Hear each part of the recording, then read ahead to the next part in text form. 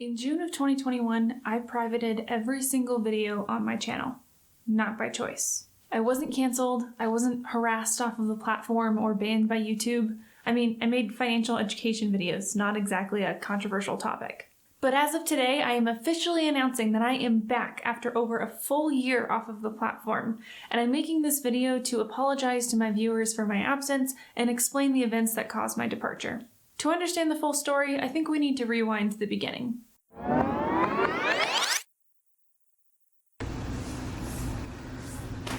Okay, testing. I am not nervous at all. Okay, what are my first notes? So I'm sure, no so.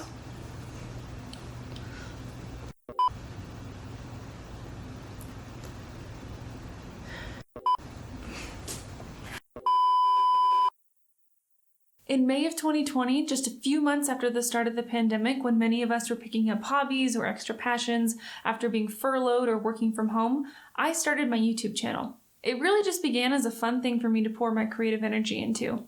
Personal finance is one of my biggest passions, and I wanted to find a way to help others learn the things about money that they really should have been taught about in school. So I bought a camera, figured out how to set up rudimentary softbox lights, and posted my first video, which was called What to Do with $10,000, How to Prioritize Your Money. Over the next year, I posted 25 videos, so about a video every other week. I had one video take off, and it created a snowball effect for the rest of my channel, allowing me to reach the requirements for monetization after just about a year. For the uninformed, YouTube does not allow you to earn any income from ads on your videos until you join their partner program. To join their partner program, you have to have at least 1,000 subscribers and 4,000 watch hours over the last 12 months. For reference, assuming your viewers watch an average of 5 minutes per video, you would need about 50,000 views across your entire channel to reach 4,000 watch hours. I reached the subscriber requirement first, and then I hit the watch hour requirement just a few months later. I was so excited. I remember waking up that morning, seeing that I had received an email saying that I was now part of the partner program, and immediately running to my computer to turn on ads for all of my videos.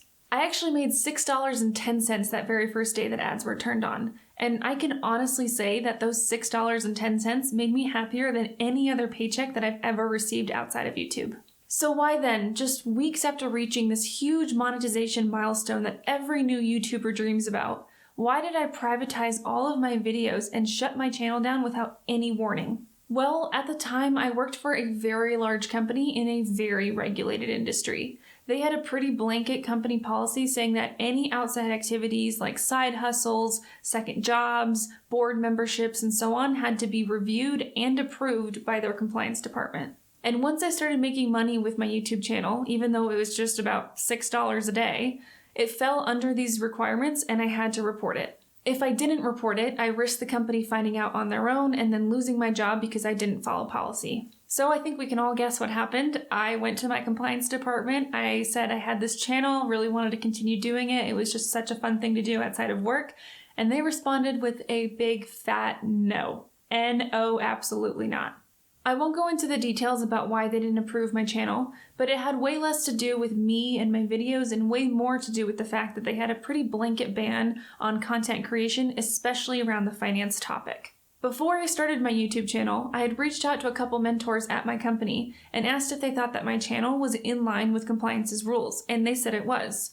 So I was really surprised to receive that rejection email from the compliance department after I officially disclosed my channel. All that to say though, it was really on me to double check. I shouldn't have relied on the word of others to determine whether or not my channel would or would not be allowed. But it was what it was, and at that point, even though I had invested probably almost 1,000 hours into all the videos that I put out on my channel, I had no choice but to privatize them all and shut the channel down, and feel really freaking sorry for myself.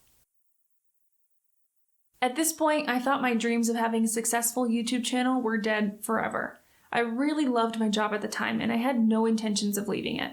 It felt crazy to even consider leaving an otherwise great job just to make videos on my YouTube channel that wasn't even making me more than a few dollars a day, all to scratch some creative itch that I had. But as I was venting and sharing my feelings with friends and family, every single one of them said, "You're going to have regrets if you don't find a way to keep making videos." And so I spent the next about 6 months in a really deep internal struggle.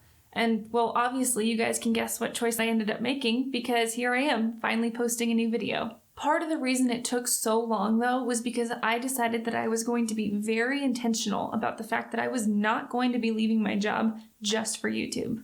I shifted my focus into really thinking about where I wanted to take my career long term. And after a lot of internal reflection, I decided that the company that I was at the time just really didn't fit into that bigger picture. During this time, I was also promoted, and after reaching that really big milestone that I had been working towards for years, it felt like a pretty natural transition time to find something new. So earlier this year, I accepted a new position at a new company, one in a totally different industry that had absolutely no problems with me restarting my YouTube channel. And not only do I get to post videos again, which is what I love doing, but this new job has been a great career move for me, with higher compensation and greater responsibilities that have really challenged me and allowed me to grow to the next level. To be totally honest, I was getting pretty comfortable in my old job. And I don't think I would have considered taking other opportunities if losing my YouTube channel didn't have me start thinking about taking another path. And so even though it really sucked at the time, I am so glad things worked out the way they did, and I would not have done anything differently. Basically, this is just a really long way of me saying I am so sorry that I shut down my channel without any warning, and I'm so sorry that it took me so long to readjust my life to allow YouTube back into it again. But I am so excited for the way that things worked out, and I am so excited to be back making videos about a topic that I am just incredibly passionate about, which is personal finance and investing. I want to give a special thank you to all the people who reached out asking if I was okay and if the channel was ever coming back. I was really shocked at the number of messages and emails that I received, and your concerns meant so much to me. Since this is the first video that I've posted in so long, I assume only my subscribers are going to see this, but if you do happen to be new here and want to learn more about personal finance, investing, saving for retirement, buying a house, credit cards, budgeting, and a bunch of other adulting topics that we really should have learned about in school, feel free to subscribe, because starting now, I will be posting a new video every single week on one of those topics. Thank you all so much, and I am so excited to be back. See you all next week.